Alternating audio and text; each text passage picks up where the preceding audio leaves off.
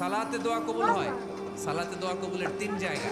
একটা হচ্ছে তাকবীরে তাহরিমার পরে আমরা সানা পড়ি না, আমরা তো একটা পড়ি।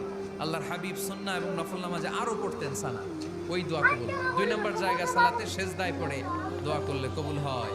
আকরাবু মা ইয়াকুনুল আবদু মির রাব্বিহি ওয়া হুয়া সাজিদ ফাকসিরু ফিহি দুআ।